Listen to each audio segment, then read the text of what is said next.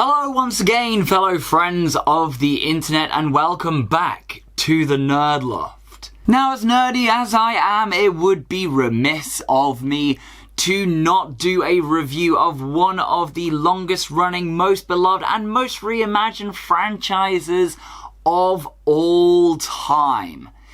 And, unlike Transformers, this one's actually good. So Seth Rogen and Evan Goldberg have teamed up to make a brand new take on Teenage Mutant Ninja Turtles, a franchise that has been running since the 80s. But can this new updated version live up and bring a new generation into the world of TMNT? Let's get into it. So, Teenage Mutant Ninja Turtles Mutant Mayhem is a film that has been developed by Evan Goldberg and Seth Rogen, and as a film, it kind of treads some of the similar boards of what an Origins movie of the TMNT would be, except it really only kind of steps on the origins a little bit. Now, in TMNT Mutant Mayhem, it changes up the origins a little bit of the Teenage Mutant Ninja Turtles, in the sense that the mutagen ooze that changed them and Splinter from normal baby turtles into Teenage Mutant Ninja Turtles. It was a mutagen that was developed by Baxter Stockman, who is famously a recurring character in TMNT lore, to create other mutant animals that he was working on kind of illegally. Which is why the roster of characters in this film is a whole heap of other mutant animals that have cropped up at various points in TMNT lore, some of them well known like Bebop and Rocksteady, and some of them less well known like Ray Fillet. So basically there's this whole cast of other characters involved in Mutant Mayhem that wouldn't otherwise have had a whole lot of screen time in another mainstream Ninja Turtles movie. I mean, especially when you take into consideration the other more popular bad guys that the Ninja Turtles normally would be seen going against, such as Shredder or Krang. Now, I've got to say that I think the main appeal of this new kind of reimagined version of Teenage Mutant Ninja Turtles is the art style. It does go to show the effects that Spider-Verse has had on animation studios, in the sense that not everything needs to be a cookie-cutter format of animation, and actually you can do original art styles and still have them be successful. The art style in Mutant Mayhem reminded me of a little bit of a mix of things.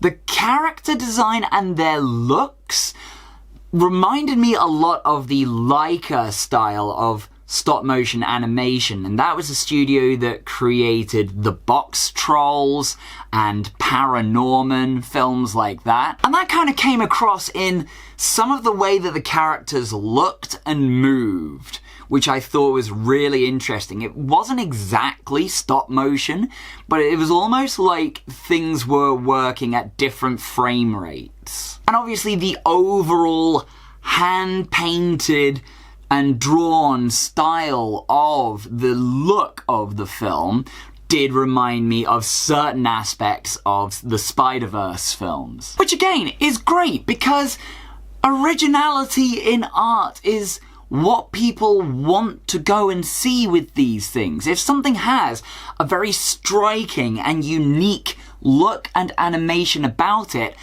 I believe that is going to attract people and go, I want to see what this is. And honestly, I think that that really works, especially for Ninja Turtles, considering that the origins of this franchise are in comic books with a very unique drawn art style. Now, what I thought was a little bit odd about the way that this film was animated was that all of the mutants had sort of smooth lines to them, and a lot of them were kind of pretty symmetrical. They were all drawn without too much janky angles to them, except maybe for Superfly, who, a little bit of a spoiler, is not Baxter Stockman in this. And it's the humans in the art style that have sort of unsymmetrical features and very jaunty angles to the way that they're drawn. And it's almost as if the humans are drawn in a way that makes them look ugly to the viewer. Now you can take from that whatever intonations you like. For me, it's just an observation of how the humans are portrayed by Splinter for a lot of the film. Now the second thing that Mutant Mayhem really has going for it, and you can tell that Seth Rogen and probably Evan Goldberg called in some favors or pulled some strings somewhere, is the voice cast. And the voice cast in this film is immense. Some of the names that crop up, like John Cena, Paul Rudd, Maya Rudolph, Ice Cube, Giancarlo Esposito, and Jackie Chan, all of these people voicing characters in this film, particularly Paul Rudd as Mondo Gecko. Again, character I didn't really know existed in TMNT lore, but definitely stole the show. And some of these characters don't exactly get a whole lot of lines, but they do their jobs really well. But none more so than the 4 main kids that play the turtles themselves, who really give each of them their own character, which is kind of the whole point of the Ninja Turtles. But also they manage to really portray them well as actual teenagers. I feel like some things that were missing in previous iterations of Ninja Turtles that maybe won't be named, but definitely like the last few iterations of the Ninja Turtles, is that they focused on portraying them more as individual characters with their own likenesses, and also as like badass heroes. And in Mutant Mayhem, you get a little bit of that because this is sort of the start of their journey, but first and foremost, they are young teenagers, and they get that across really well. They have wants, they have dreams, they have an urge to go out into the world and discover who they are, and that's a very teenage way of looking at things. Now, I do feel like there were some points in the film that messed around with the lore just a little bit, like how they learn their ninja skills, and that kind of always changes from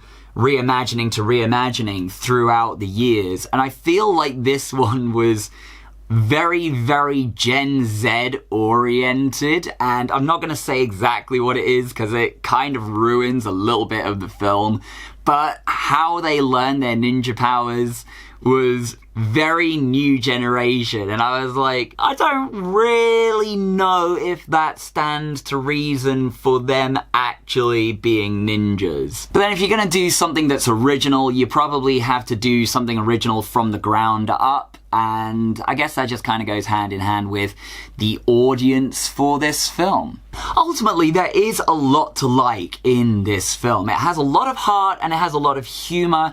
It doesn't have a whole heap of like ninja action for a Teenage Mutant Ninja Turtles movie, except maybe kind of towards the end, because again, it's a little bit of an origin story of them finding their footing in the world. And the film does sort of go in a little bit of a different direction right at the end from what you would expect of the Ninja Turtles lore, which is definitely different from what people, I think, would have maybe expected to see. But this has also had a sequel and a series greenlit after this. So you can kind of see a little bit of where the future of this particular reimagining of the characters is heading. And I actually wouldn't mind seeing more of it, because there are a lot of parts of this that are loyal to the first original version, and there's a lot here that is new and different and kind of exciting to see. And yes, there is a very obvious tease at the end of what is to expect in the next film or the following series, I suppose.